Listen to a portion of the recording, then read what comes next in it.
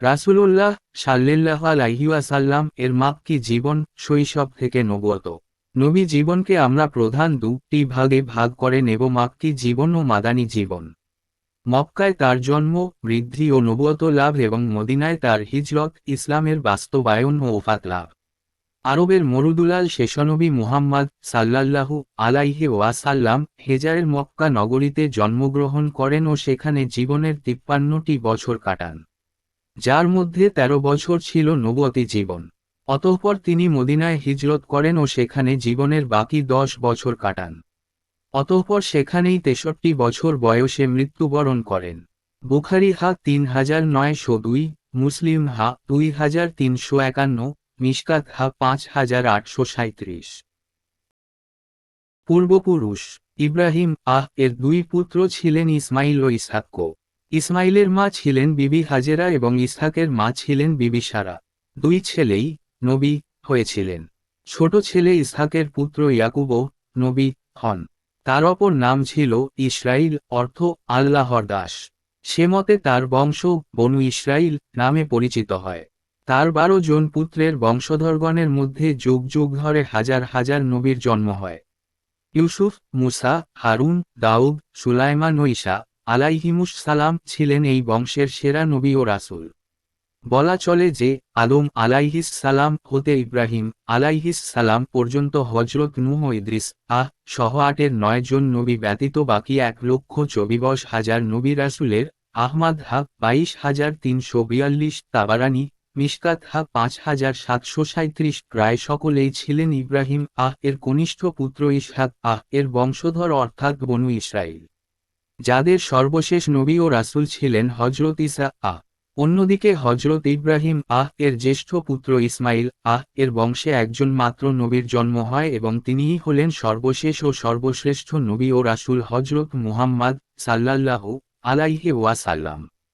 ফলে আদম যেমন ছিলেন মানবজাতির আদি পিতা, নূহ ছিলেন মানবজাতির দ্বিতীয় পিতা, তেমনি ইব্রাহিম ছিলেন তার পরবর্তী সকল নবীর পিতা এবং তাদের অনুসারী উম্মতে মুসলিমার পিতা। হজ্জ 22-78। ইব্রাহিম আল্লাহর হুকুমে দ্বিতীয় স্ত্রী হাজেরা ও তার পুত্র ইসমাইলকে মক্কায় রেখে আসেন ও মাঝে মধ্যে গিয়ে তাদের খোঁজ খবর নিতেন। তারা সেখানেই আমৃত্যু বসবাস করেন। অন্যদিকে তার প্রথমা স্ত্রী সারা ও তার পুত্র ইসহাক ও অন্যদের নিয়ে তিনি কেনআনে ফিলিস্তিনে বসবাস করতেন এবং এখানেই তিনি মৃত্যুবরণ করেন। এভাবে ইব্রাহিম এর দুই পুত্রের মাধ্যমে মক্কা ও শাম ফিলিস্তিন দুই অঞ্চলে তাওহীদের প্রচার ও প্রসার ঘটে। কুরআনে বর্ণিত 25 জন নবীর মধ্যে আদম, নূহ, ইদ্রিস ও মুহাম্মদ সাল্লাল্লাহু আলাইহি ওয়াসাল্লাম বাদে বাকি 21 জন নবী ছিলেন বনু ইসরাইল এবং একমাত্র মুহাম্মদ সাল্লাল্লাহু আলাইহি ওয়াসাল্লাম হলেন বনু ইসমাইল। বলা চলে যে এই বৈমাত্রেয় পার্থক্য উম্মতে মুহাম্মাদির বিরুদ্ধে ইহুদি নাসারাদের স্থায়ী বিদ্বেষের অন্যতম প্রধান কারণ ছিল। সেজন্য তারা চিনতে পেরেও এবং তাদের কিতাবে শেষ নবীর নাম, পরিচয় ও তার আগমনের কথা লিখিত থাকা সত্ত্বেও তারা তাকে মানে। রাসূলুল্লাহ সাল্লাল্লাহু আলাইহি ওয়াসাল্লাম প্রথম আস্তিবর্ষের 9 রবিউল আউয়াল সোমবার সাদিকের পর মক্কায় নিজ পিতৃগৃহে জন্মগ্রহণ করেন এবং 11 হিজরি সনের 1 রবিউল আউয়াল সোমবার সকাল 10টার দিকে মদিনায় মৃত্যুবরণ করেন। রাসূল সাল্লাল্লাহু আলাইহি ওয়াসাল্লাম এর জন্ম ও মৃত্যু দুটিই সোমবারে হয়েছিল। মুসলিম 1162, মিশকাত 2045, বুখারী 1387। বিদায় হজ্জ হয়েছিল 9 জিলহজ্জ শুক্রবার। তিনি বিদায় হজ্জের পরে 80 বা 81 দিন বেঁচে ছিলেন। কেউ বলেছেন 90 বা 91 দিন, এটা ভুল। আবু মিখনাফ ও কালবি ওফাতের তারিখ 2 রবিউল আউয়াল বলেছেন। ইবনু হিশামের ভাষ্যকার সুহায়লী সেটাকেই অগ্রাধিকার দিয়েছেন। ইবনু হাজার বলেন, আবু মিখনাফ যেটি বলেছেন সেটিই নির্ভরযোগ্য। অন্যদের ভুলের কারণ সম্ভবত এটাই যে তারা বলেছিলেন রাসূল সাল্লাল্লাহু আলাইহি ওয়াসাল্লাম 2 রবিউল আউয়াল মৃত্যুবরণ করেছেন, কিন্তু পরে সেটি পরিবর্তিত হয়ে 12 রবিউল আউয়াল হয়ে গেছে। পরবর্তীতে লোকেরা কোনরূপ চিন্তা ভাবনা না করেই উক্ত ভুলের অনুসরণ করে গেছেন। 2 অর্থাৎ পরে হয়ে গেছে। তবে এটি মক্কার চাঁদের হিসাবে হতে পারে, কেননা মক্কার চাঁদ মদিনার একদিন আগে ওঠে। আল বিদায়া 5-224-25। অতএব মদিনার হিসাবে 1 রবিউল আউয়াল ওফাতের দিন হবে। আল্লাহ সর্বাধিক অবগত। সুলাইমান মানসুরপুরীর হিসাব মতে সৌরবর্ষ হিসাবে রাসূল সাল্লাল্লাহু আলাইহি ওয়াসাল্লাম এর জন্ম 571 খ্রিস্টাব্দের 22 এপ্রিল সোমবার এবং মৃত্যু 632 খ্রিস্টাব্দের 6 জুন সোমবার। চান্দ্রবর্ষ হিসাবে তার বয়স হয়েছিল 63 বছর 4 দিন এবং সৌরবর্ষ হিসাবে 61 বছর 1 মাস 14 দিন। তার জন্ম হয়েছিল আব্রাহা কর্তৃক বা আক্রমণের 50 দিন পরে। ইবনু হিশাম 1/158 টিকাচার। এটা ছিল ইব্রাহিম থেকে 2585 বছর 7 মাস 20 দিন পরে এবং নূহ এর প্লাবনের 3675 বছর পরের ঘটনা। রাসূল সাল্লাল্লাহু আলাইহি ওয়াসাল্লাম দুনিয়াতে বেঁচে ছিলেন মোট 22,330 দিন 6 ঘন্টা।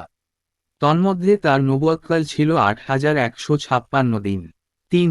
সঠিক হিসাব আল্লাহ জানেন। 1. সহিহ হাদিসসমূহের বর্ণনা অনুযায়ী রাসূল সাল্লাল্লাহু আলাইহি ওয়াসাল্লাম এর জন্ম সোমবারে হয়েছে। কোন তারিখ সেটা বলা নেই। অতএব সোমবার ঠিক রাখতে গেলে আধুনিক জ্যোতির্বিজ্ঞানের হিসাব মতে 9ই রবিউল আউয়ালই সঠিক জন্ম তারিখ হয়। 12ই রবিউল আউয়াল নয়, যা প্রসিদ্ধ আছে সুলাইমান বিন সালমান মানসুরপুরী মৃ 1930 খ্রি. রহমাতুল্লিল আলামিন উর্দু দিল্লি 1980 খ্রি. 1/40 আর রাহিকো প্রি 54 মাসা 5-9 প্রি। তার জন্মের কাহিনীতে প্রসিদ্ধ আছে যে রাসূলুল্লাহ সাল্লাল্লাহু আলাইহি ওয়াসাল্লাম খাতনাকৃত ও নারী কাটা অবস্থায় ভূমিষ্ঠ হন। 2. কেউ তার লজ্জাস্থান দেখেনি। 3. শৈশবে বক্ষবিদারণের দিন জিবরিল তার খাতনা করেন। জৈফা 6270। 4. জান্নাত থেকে আসিয়া মারিয়াম নেমে এসে ধাত্রীর কাজ করেন। 5. আবু লাহাব মৃত্যুর পরে তার পরিবারের কোন একজনকে, বলা হয়ে থাকে আব্বাসকে, স্বপ্ন দেখান।